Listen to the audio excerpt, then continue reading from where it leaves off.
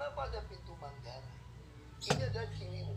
Jadi ketika Katulampa siaga satu, itu dalam hitungan kalau nggak salah ya 8 jam atau berapa air akan sampai ke Jakarta. Nah yang jadi masalah. Untuk melanjutkan nonton, tolong klik tombol subscribe. Subscribe. Subscribe. Subscribe. Subscribe. Apa ada lempung kan? Nah saya cerita tentang Manggarai. Kenapa ada pintu Manggarai? Ini ada Ciliwung. Jadi ketika Katulampa siaga satu, itu dalam hitungan kalau nggak salah ya 8 jam atau berapa air akan sampai ke Jakarta. Nah yang jadi masalah ketika air dari Ciliwung datang zaman Belanda itu daerah dari sungai masih besar. Ini tadi ternyata bocor, kita potong-potong dulu ya. Potong dulu, nanti kita kasih pentil, jangan lupa ini dibuang dulu kalau mau dilas, diambil dulu maksudnya, diambil dulu, itu kita pasang kemudian di Jawa Barat kalau salah ada buat Cengkaring Keren juga. Ini banjir kanal barat itu untuk mengalihkan aliran sungai dari Katulampa yang kiri ini itu tadi supaya dia belok ke kiri, nggak langsung masuk ke lurus ke Istana. Lalu kenapa air lagi di pintu air karet di banjir kanal barat? Karena kalau banjir kanal barat itu siaga satu, masih ingat ya? potong dulu, dilas dulu aja di luar ya. Saya waktu penuh baru 1 minggu pada 2 minggu terus banjir tenggelam. Itu karena banjir kanal Telas dulu aja di luar, ini untuk sambungan.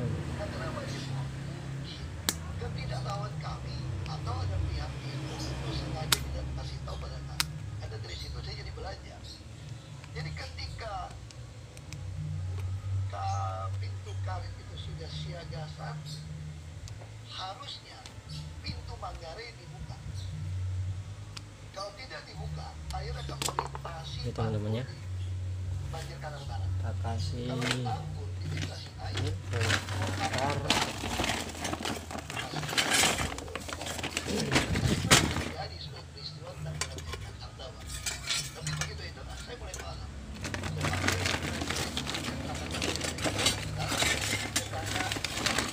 Polisi itu istana, jadi jangan hal yang ketika Ciliwungnya sudah pintu karet sudah siaga satu, maka segera harus Ini temannya, pintu Manggarai. kita siapkan lasnya, Dengan mengorbankan kota ambil las. Nah itu yang dilakukan. Terus ini Lalu di zaman Pak Harto, mereka mulai menyadari, ini dari Belanda juga.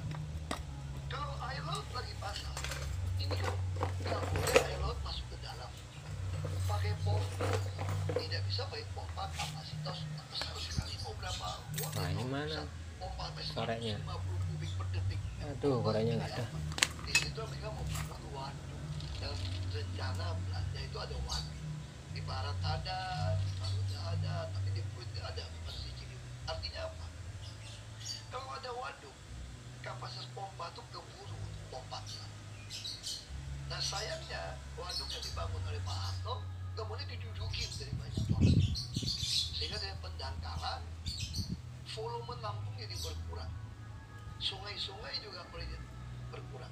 Tanggulnya pun tidak dirapikan. Ada beberapa tanggul yang masih bocor. Ketika air laut pasang, Anda pompa air lautnya masuk lagi. Nggak ada guna. Nah inilah yang kemudian setelah saya belajar udah paham seperti itu, saya mulai bereskan waduk. Mulai kita bereskan waduk kulit, mendalam, tanggul yang bertinggi. Lalu saya mulai mengerti sebut-sebut takut Katulampa. Apalagi ada banjir kanal timur yang dikerjakan waktu vaksin tadi dari sini. Nah disitulah kenapa saya waktu itu ingin membangun besar-besaran. Aduh, anginnya kenceng mas bro, anginnya kenceng.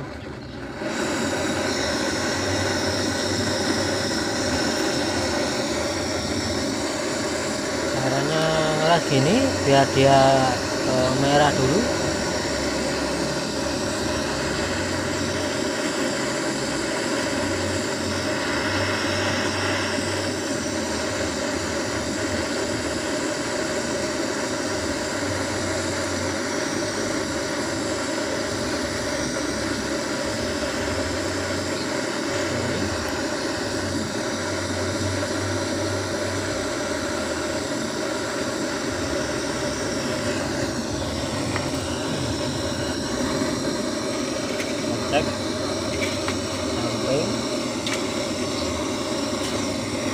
Oh belum bosku, dan ini kurang.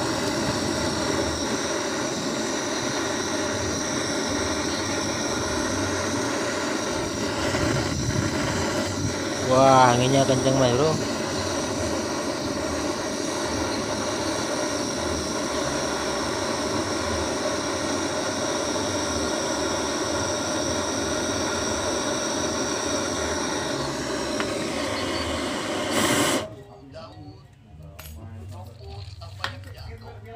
Udah sepertinya mas bro, cek dulu, hati panas ya. Dan semua got-got itu harus terus digali. Dan di sini kita terima kasih sekali pada masukan yang terus menggali.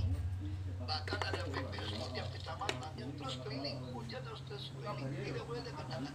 Kalau ada genangan di jalan, Kita cek artinya manual, tali air yang bermasalah. kayaknya sudah ini mas bro. Yang volumenya udah terisi dengan lumpur. Kita kalau cuci